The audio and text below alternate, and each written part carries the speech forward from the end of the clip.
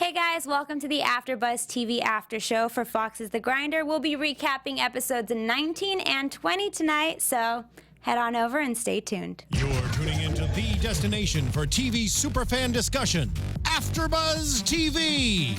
And now, let the buzz begin.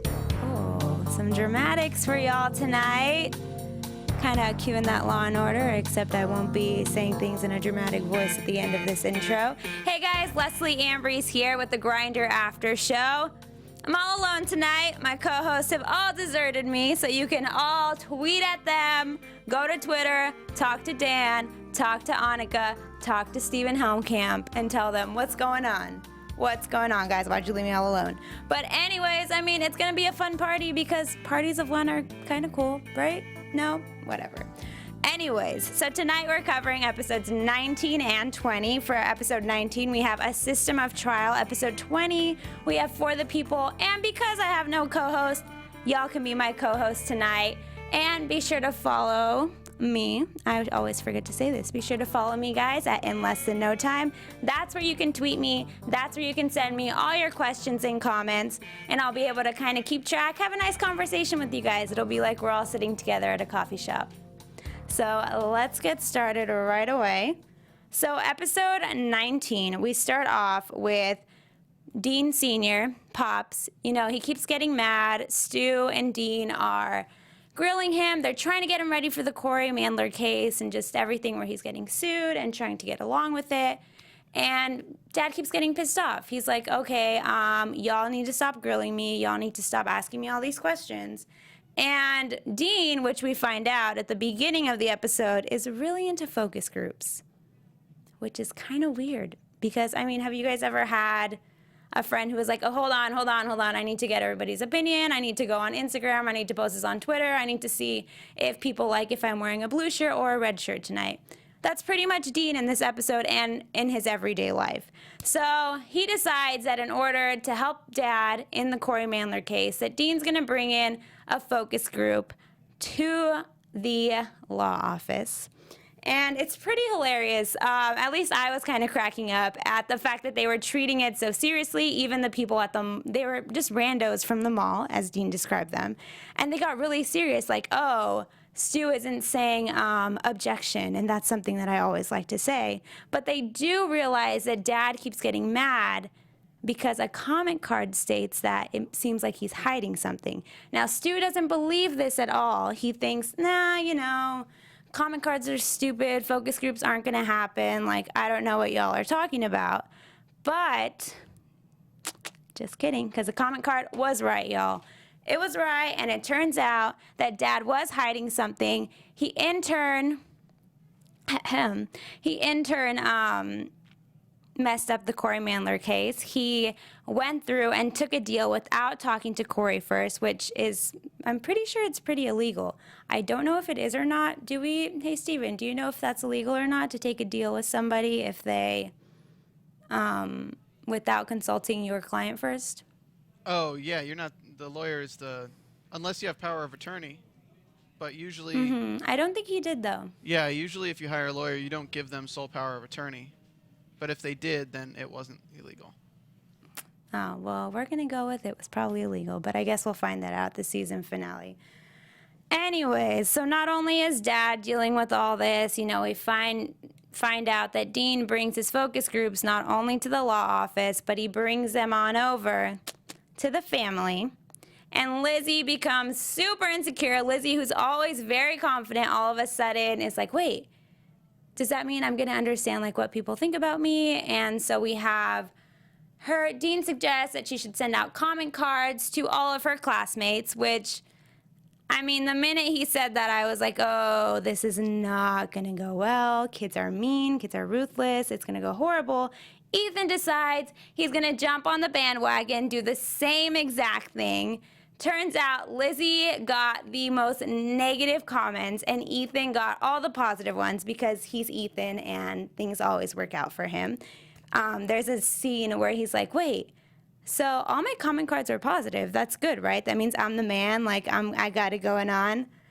Freaking Ethan, man. He's always killing it with his little confidence boost. But poor Lizzie, I mean, as a teen girl going through high school, I would be terrified if I saw this happening. So she basically sends out the comment cards. It turns out nobody in her class knows who she is. They all think she immediately thinks she's invisible. She cuts her hair into a little bob and dyes it black, which if you all saw when Hannah Hayes was here, she has beautiful long blonde hair, which is really sad to see gone. It's totally a new look. I mean, it was kind of edgy, but still not a good look for her. So she does that, and then it turns out that a boy ends up liking her, but then Dean realizes that focus groups are not the deal, not what he wants, which he kind of has a change of heart. I was rooting for him. I was like, okay, Dean, you're finally changing around, you know, coming to terms that you don't need everybody's approval, becoming confident in yourself, and not just because of the grinder. But then at the end of the episode, we see that, just kidding, he goes back to how he was because he realizes that the focus group was correct about Dad, therefore the focus group must be correct about everything. So that's episode 19, all kind of wrapped into one neat little package. It was a pretty simple episode. I mean, episodes 19 and 20 were very simple. I know we've had a lot of drama in the past cases where we even had, I think it was episodes 17 and 18, we had a little bit of drama. We had Jillian's character that was really bringing in all of it. And then she magically left because Dean decided he was going to turn a new leaf, break up with her. And I mean, I kind of miss Jillian now because I was kind of bored in these episodes, guys. I'm not going to lie. Sorry, I'm just going to be honest there. But I did like, because Hala, all of you guys who have been sticking with us know that I'm always rooting for a school episode where Dean gets involved with the kids. And I feel like this was my episode for that. I didn't get a full school scene, but I did get some interaction there. I got super excited when he mentioned the comment cards because not only was I kind of, you know, frustrated with Dean and seeing the insecurity that was coming, but I was also excited because I was like, okay, something's going to happen with Lizzie. He's going to go to the school. Stuff's about to go down. And no. Like, wouldn't it have been funny to see, like, a high school students focus group right there and Dean, like, yelling at all of them at how they could have done something so bad to Lizzie? I would have laughed. But not gonna happen. Gonna head over to your guys' comments real quick. So we have one, Dean Walker. So apparently, thanks Dean for the info. Shout out to you. So it turns out that there was a good reason that there was no new episode this week. It was in honor of Prince's death. Beautiful Prince and the wonderful legacy that he left. So actually, thanks guys for honoring that and for really taking that. I like that about the writers, that they're sensitive to things that are going on in culture and making sure that they're bringing light to Prince when people are asking why the episode wasn't, the new episode wasn't run. So thanks for that info, Dean. I really appreciate it. And hey, you share the same name as the main character of the show. But yeah, so I was kind of super excited for that prediction. And then moving on to episode 20, For the People. So we have Ann Archer, who comes in as Lenore, who is Dean Sr.'s ex-wife.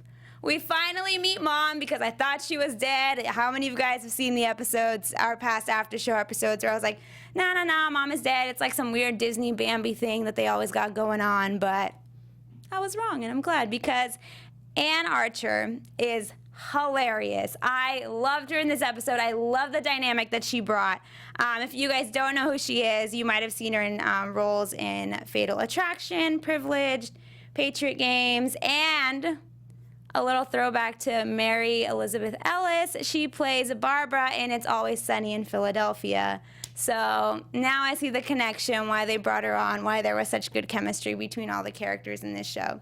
So the reason they bring her on is to create a little tension between Dean Sr. and Lenore. I think I'm pronouncing her name right. I can't really remember. I watched this last week. So if you guys know, want to correct me about whether or not I'm saying her name right, just shoot it on over to the comments, okay?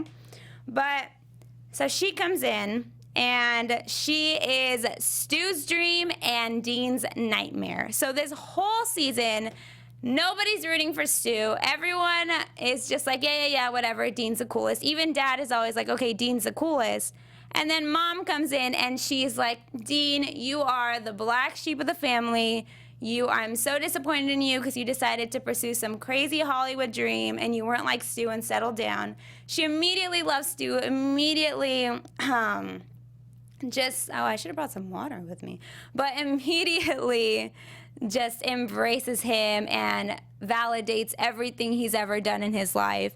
And Dean gets the bad rap. He's the Stu in this episode. She gets mad at Dean because he pursued the Hollywood career because he's not settled down. Dean decides to take it into his own hands. He's like, whoa, whoa, whoa, Mom.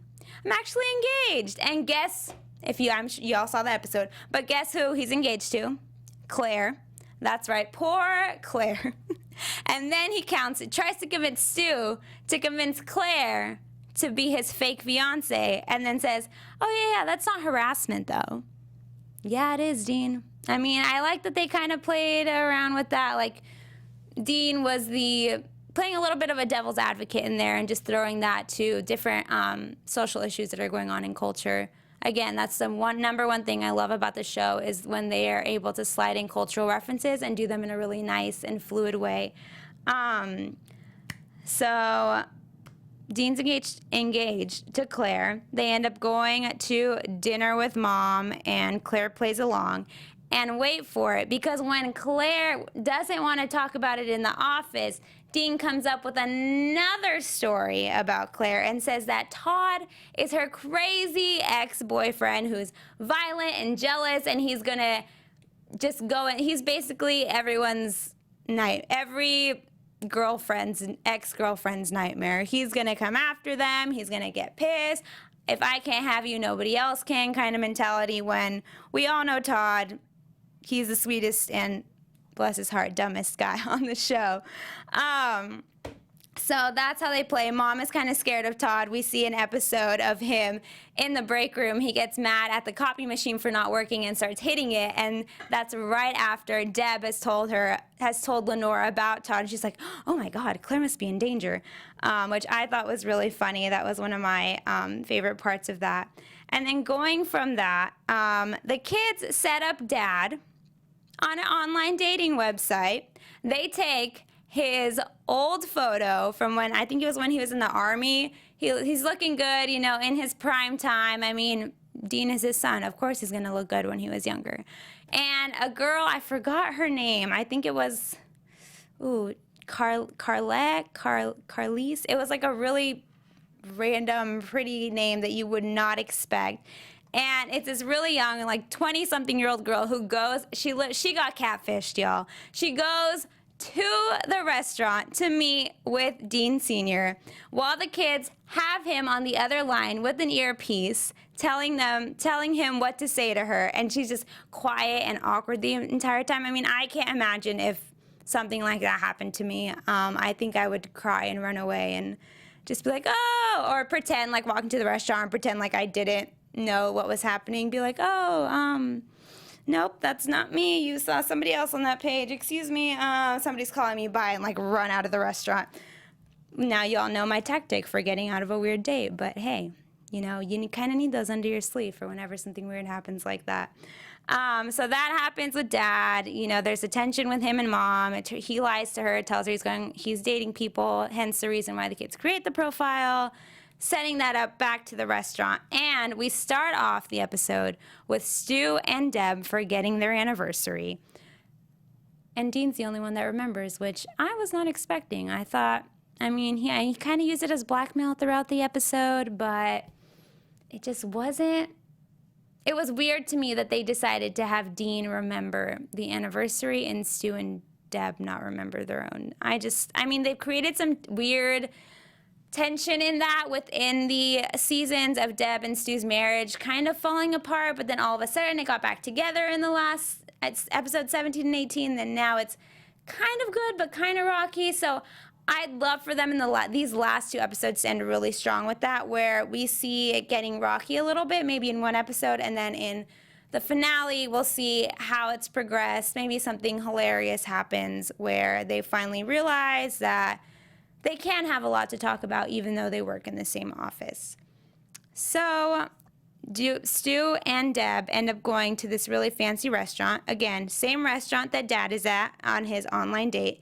Same restaurant that Mom is at with Dean and Claire on their fake little celebratory engagement.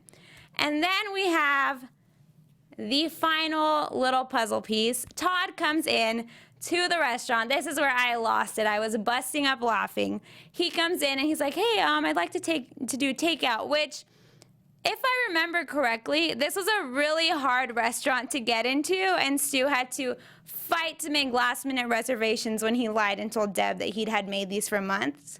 So I don't know how Todd all of a sudden is just going to a fancy restaurant from takeout. They don't usually do takeout at fancy restaurants, but it's a comedy. I guess it doesn't have to make sense. I would like for it to make sense. I guess that's why I watch more dramas than comedies, but come on, guys, help me out there. Let's throw a little bit of logic in there. So after that, we have, let's make sure I'm covering everything. Dean figures out. I mean, yeah, at the end, this kind of did remind me, seeing everybody in the restaurant all together, of those really cheesy Valentine's Day, New Year's Eve, Love Actually, which I love, but it is cheesy. And then we have a new one, Mother's Day, where everyone's kind of connected in some way. And although they're obviously connected because they're the main characters of the episode, I thought it was funny that they all ended up at the same restaurant. We see everything go down. Todd's there for pickup. Dean punches him to make Todd look violent. Everything gets undone. And then plot twist, Mom and Dad still have feelings for each other, and they start making out in front of everybody. And by Mom and Dad, I mean Lenore and Dean Sr., in case y'all didn't catch that. And then they wake up the next morning. She's like, oh, yeah, your father and I had sex. So everything is better, but not really, because she's leaving that next day. So Mom just came in, hit it and quit it, and then got out. So she got a little something there. But yeah, I mean, that's pretty much the recap for episodes 19 and 20.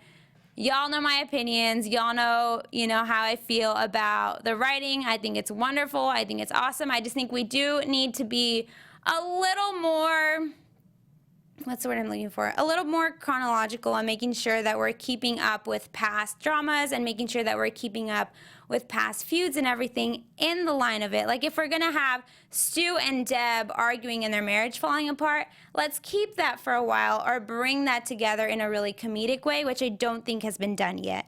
I think it definitely needs a little bit of work in there, a little bit of tweaking. I mean, I love the guest stars that they're bringing in. I'm excited for the season finale, because last mid-season finale was hilarious. If you guys remember, it was one of my favorite episodes of the season. So I don't doubt that this finale season is going to be hilarious and just have me on the edge of my seat, where I feel like they're going to bring the Corey Mandler case back together. We're going to see maybe Jillian come back. I'd love to see old characters with Jillian. I guess this is kind of jumping into predictions, if we want to play the fancy schmancy music real quick. AFTERBUZZ TV predictions. It's not like all alien-y and it's outer space anymore. Okay, whatever. I was expecting that. Yes, perfect. And now, your AFTERBUZZ TV Thank you. predictions. I should not sing. No, I didn't. Nobody turns around for me on The Voice. So yeah, going into those predictions, I'd love to see the old characters come back. I want to see Jillian. I'd love to see just everybody from Dean's past come back, because, I mean, I don't know if we're going to get a season 2 at all. Fox has yet to announce anything. They're kind of mentioning little hints that they want it in the episodes, where, we had the focus groups. We have them watching The Grinder at the beginning of episode 20, where Dean says, oh, the focus groups aren't always right, or the critics aren't always right. So maybe that's their little jab at Fox, is saying, hey, like, the ratings might not be that strong, but if you bring us in for season 2, we're going to be able to bring in some strong storylines, because I really do think they have it there. They've built the skeleton for it. They just need to pack on the meat and just really make it more funny. Make it one of those comedies that people are quoting one-liners back to back, because Dean has some funny one-liners, but let's see some other characters get that. And let me tell you, if they did that, Season 2 would be bomb, and I really hope Season 2 comes in, guys. And go ahead and tweet at The Grinder, tweet at Fox. You know, let's make this happen for them, because these are all awesome actors who really deserve it, and these writers are doing a great job and doing smart comedy that we haven't seen in a long time. And I think with more episodes in the future prepared, they'll be able to prepare stronger plot lines, stronger storylines that are going to draw it further. But yeah, that's all I have for you guys today. Be sure to follow me on Twitter at InLessThanNoTime. Be sure to subscribe to us on YouTube, on iTunes, wherever your heart can find, or your eyes and your fingers can find some audio. SoundCloud, iTunes, Stitcher, you know where it's all at. Follow us on there, guys, and be sure to check out AfterBuzzTV.com. They've got some great news and gossip on there, which somebody writes for. But that's all we got for you guys today. Again, see you later. From executive producers Maria Menounos, Kevin Undergaro, Phil Svitek, and the entire AfterBuzz TV staff, we would like to thank you for listening to the AfterBuzz TV network. To watch or listen to other after shows and post comments or questions, be sure to visit AfterBuzzTV.com. I'm Sir Richard Wentworth, and this has been a presentation of AfterBuzz TV. Buzz you later. The views expressed herein are those of the hosts only and do not necessarily reflect the views of AfterBuzz TV or its owners or principals.